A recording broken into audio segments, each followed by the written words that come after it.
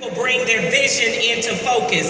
This day was on my vision board about 10 years ago, that I would be back at Benton Harbor High School speaking to graduates from where I once matriculated in 1985. Almost 30 years ago to this day, I sat where you sit. Somebody say, God is good. God is good. He'll do it. Yes, he will. Yes, he will.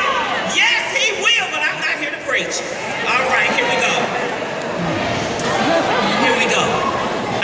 I thank you to Mr. Clark and Natalie Logan and all those who helped this day to be possible, to the school board and the superintendent and the staff and the students of Benton Harbor High School and this school district. Somebody asked a question of a wonderful leader. The question was back then, can anything good come out of Nazareth? Yes.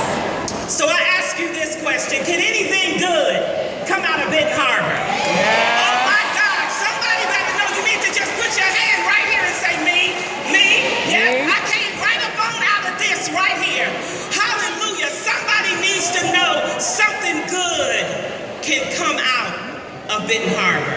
As a matter of fact, something great can come out of Benton Harbor. So as we are here today, the poem is written, graduation day is the climax of a dream. A parental dream that began when a child was born. A hope to come true, it would seem. A triumph held after periods of forlong. Feelings of pride and euphoria years away. For a daughter and a son, it's your graduation day. It is the peak of success for the graduate, not only for them, but their parents too. It is a joyful event. After even years they have waited, a genuine smile accompanied by a deep sigh, often a handkerchief as your child passes by. Graduation is deserving, hard-earned gold with mortar boards and gowns foretold, a guarantee of gratifying service of mind and soul. It is simply a beautiful sheepskin told that the graduate fulfill their educational goal. At last for the mother, the father, the grandmother, the aunt, a dream the uncle has come true. Graduation day, no longer far away. Your day is here and your day is now. I want to give you a little bit of my background and then I'm going to get to my seat pretty quickly. The youngest of six, I graduated, as I said, in 1985. I didn't come from a household with parents who were highly educated. As a matter of fact, my mother stopped in the 12th grade. She finished high school and my father stopped in the 10th grade. You see, my parents were born in 1935. They were raised in Mississippi. Their occupation was in the field. They picked cotton. That's what my parents did. So my parents didn't know how to tell 6 children to go to college, how to apply for an application. But my oldest sister, 1976, came out of Benton Harbor High School and she went to Western Michigan University and the rest of us followed. But see, there wasn't a door open for us, though our parents loved us and they certainly said you can do something beyond what we did. They didn't know how to help us. I want to talk to you today about no more excuses. They didn't know how to tell us how to get a scholarship and how to get financial aid. The open door in our house, come on brothers and sisters, was Ernest George saying, you're going to get on up out of here when you graduate because all these grown folk can't live in the same house. That was our open door. Right. So we knew that we had to do something after high school. Go to the service, go to college, but you ain't living here. So you should be grateful, young people, for this day. In 1985, there were 413 young people graduating in my class. Some of those people are here tonight. On that list, I was number 120, and I was ranked not like the top 10. I was like about in the top 25%. I guess that's okay out of 413, but I was a low B, high C student.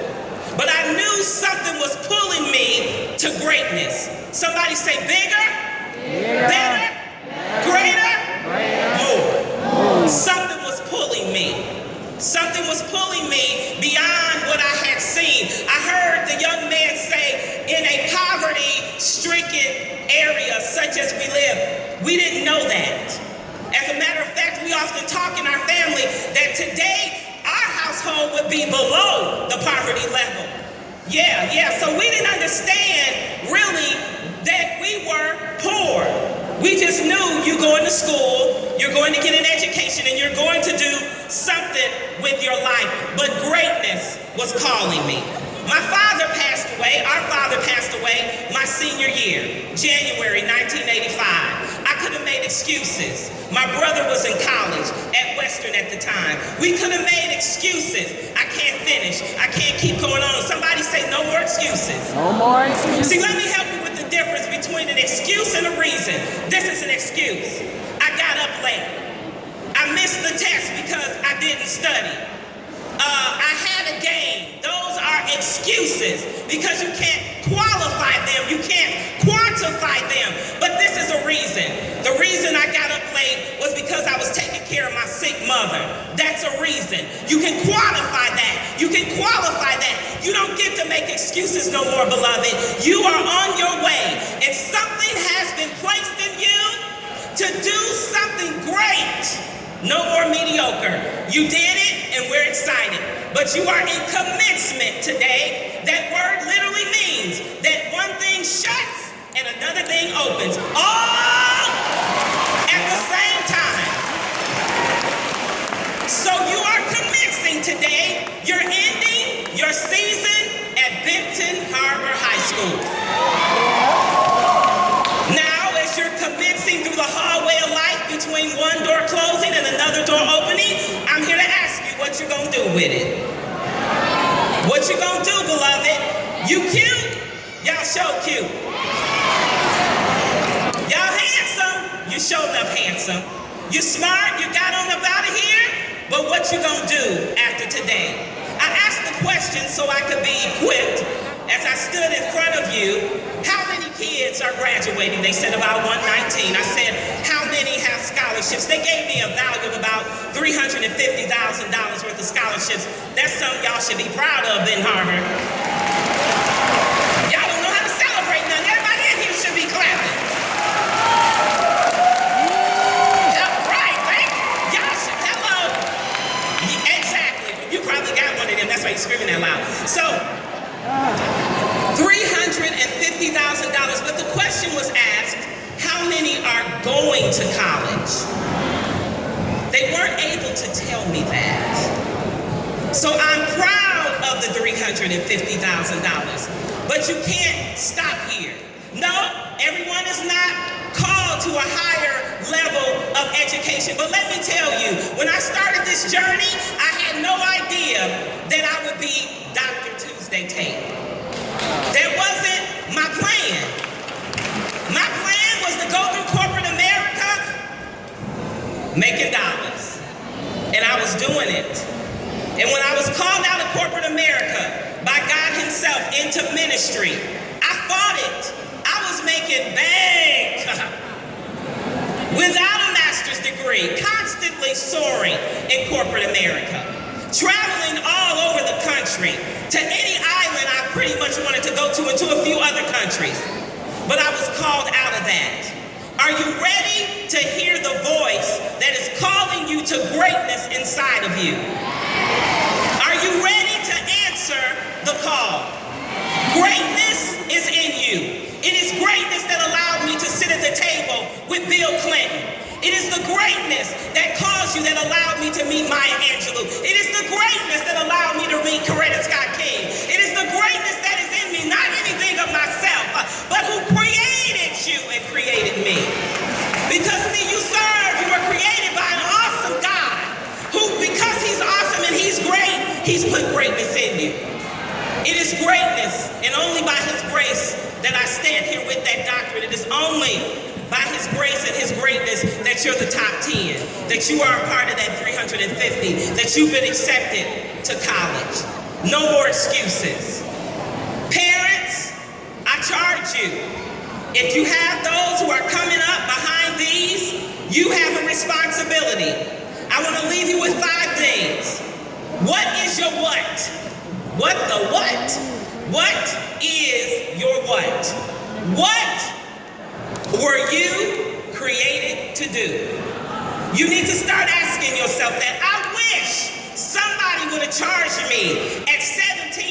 18 years old to know, what am I in the earth to do? Start asking your Creator. I don't care what your faith is. If you believe someone besides your mom and daddy got together and did something and created you, there was somebody a part of your creation. Ask them, what am I here for? So what is my what? The second one is, what's my way? How do I get to where I'm supposed to go? I went to college for computer information system. That ain't nothing that I'm doing now. Furthest from it. But you have to walk towards what you believe your dream is. What's your vision? What's your vision for your life? The third one is your why. So your what, your way, and your why. Why do I want to do what I want to do? Is it just to drive and be on 22s? Is it to just live in a big fancy house? Is it to just get more lines in your cut and weave down your back? Yeah, I'm here to help.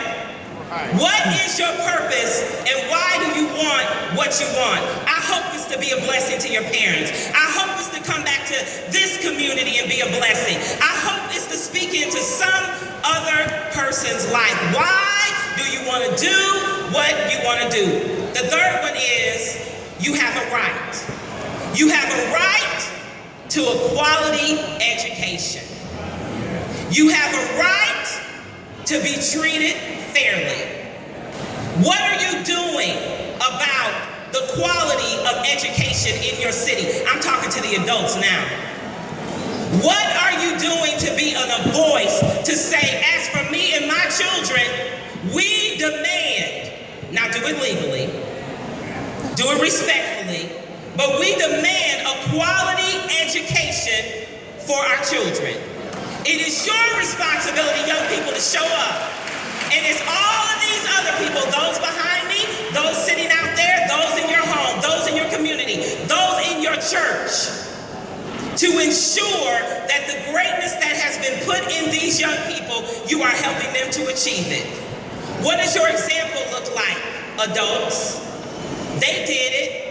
And every child should go greater and higher than their parents. That's what your parents want. They really don't want you back at home in 2 years talking about, I ain't like that school. Like I did. Sorry, mama. I went to my university and I hated Wilberforce University. I left and I went to Western. And I remember the day that I walked across campus at Western and I saw my brother Garnis and I had tears in my eyes and I had a paper in my hand and he said, what's wrong with you? And I said, I got an F.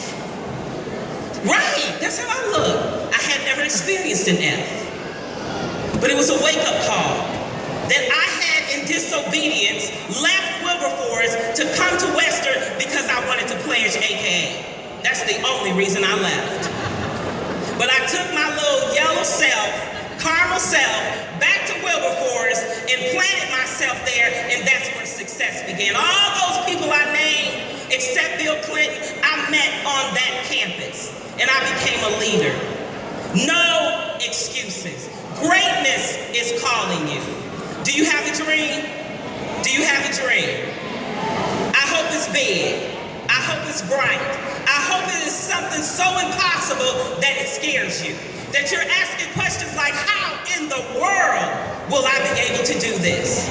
But if you keep your hand to the plow, you get up and you go to school and you say with me, say this, no excuses. No excuses. Greatness is calling me. Greatness is I have purpose in me. I have greatness in me. I have a dream and I will fulfill it. I will fulfill it. Nothing's going to stop me. No excuses. Now don't repeat this. If you have a child now, no excuses. Amen. No excuses. Go to college, get your education, get a job, go to the service, do what you need to do to be successful. If you got in a little trouble, no excuses. If your mama's there, if your mama's not there, no excuses. You know your daddy, you don't know your daddy, no excuses. You made it this far, you can keep going. No excuses. Because